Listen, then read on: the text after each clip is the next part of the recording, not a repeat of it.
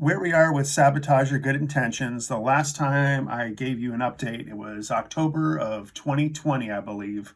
So it's been a while. I was kind of waiting on Rob and Jen to see if they would take to the song or not.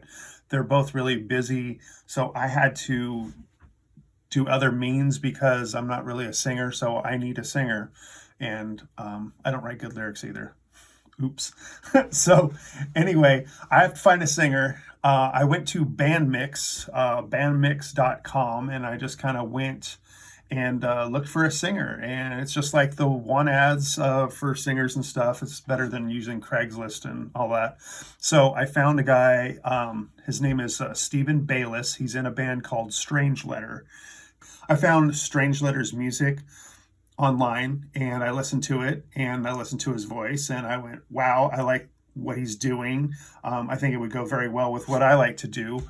So I contacted him. We met up, we had coffee, we talked for about 2 hours about what we were looking for. He was looking for a side project, and so this was a good time. It was a perfect opportunity. He was needing a little motivation, I was needing some motivation. So I talked with him, and we met up, sent him demos.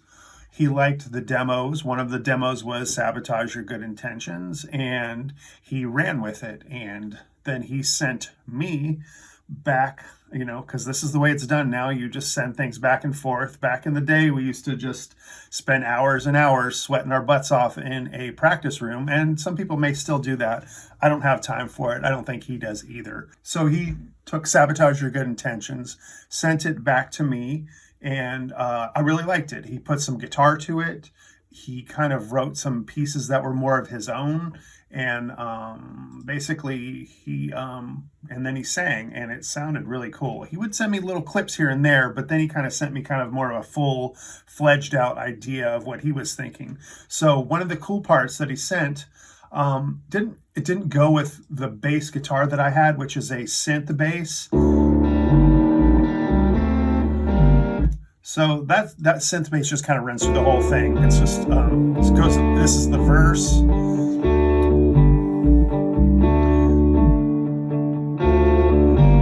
And then it gets to this next part, and he changes his guitar part, but my synth bass doesn't change.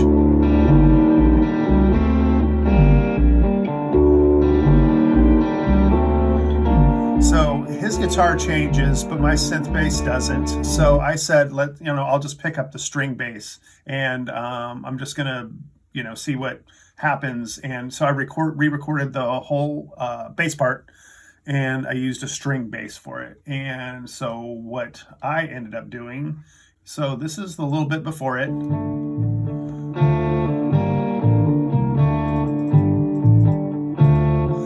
And then it hits that part where he changed, so I changed the bass. And I'll let you hear it later with his vocals. When you hear it with his vocals, that bass guitar also goes with his vocal part. So it was just a matter of sending that back and forth. So basically changing that bass went a little more with his vocal, which you'll hear in a little bit here. Once he sent me the song back, I was like, well, we were using a drum loop.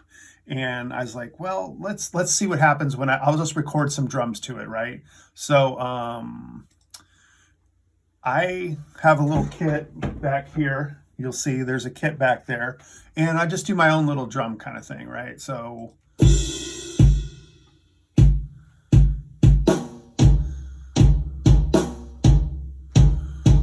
that gets a bit choppy, so I had to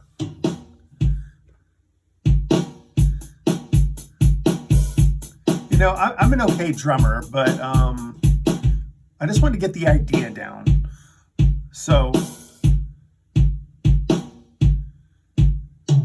just wanted it really simple, because what he's doing is I just didn't want to take away from the guitar. I didn't want to take away from the vocal. I wanted the drums to be really simple.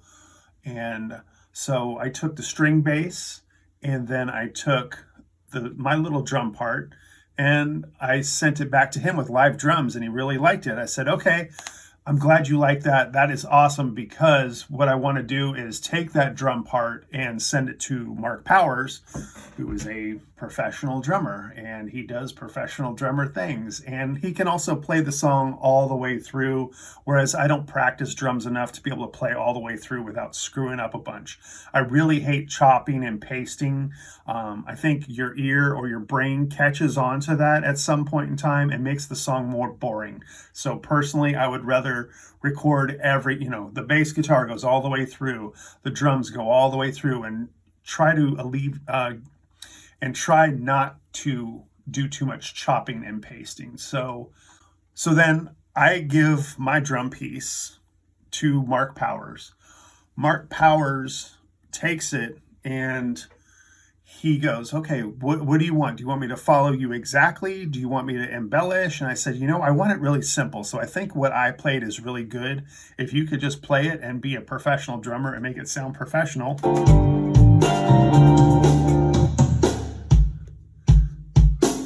So we got some Mark Powers in there.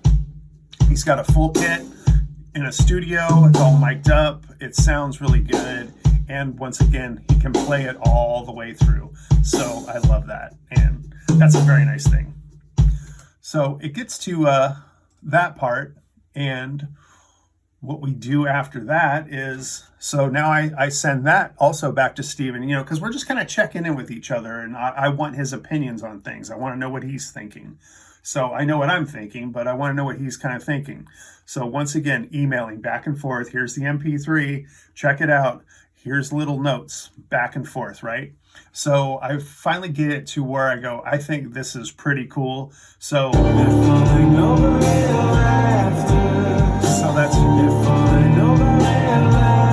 that bass part goes with his vocal. We got Mark Powers on drums, so can't go wrong with that.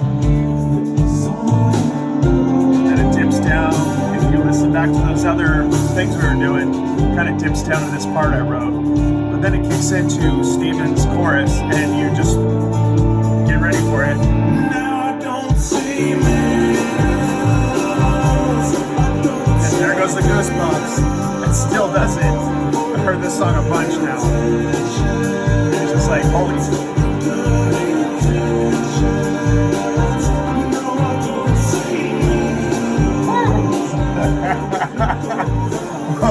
It still does it to me. I'm like, oh my gosh, this is probably one of the best songs I've ever been involved in. And it's cool. He kept the Sabotage Your Good Intentions. He kept that as I'll come up with a working title, but you never know if the singer's going to go with that or not. So and it doesn't matter to me. I used to do really dumb working titles, and now I don't. And so he took that. So Sabotage Your Good Intentions is in the chorus, which means I get a lyric credit. So right there, that's a good 50 cents right into my pocket. So remember that. Anyway, so take that, do the chorus. Everything's great. Get the goosebumps. It's good. So as I'm listening to this and I'm going, this is kind of a Drumattica song. And if Drumattica was to release a full album, and there was some Rob cuts and there was some Jen cuts, and then Steven had some songs too, that's fine. But I don't think there's going to be another Drumattica album, the full one, because it just takes too damn long and it's too much work. But a nice little EP or some singles are cool. Rob and Jen, to me, when their voices are in, that's Drumattica to me. Without them, I'm kind of like, I don't know if I want to call it Drumattica. So I talked to Steven about it, and like I said, his band is called Strange Letter. They have some really good stuff. You should check them out. It's on iTunes and Spotify and all that kind of stuff. Great songs. So I said, what do you think about us calling it Strange Letter?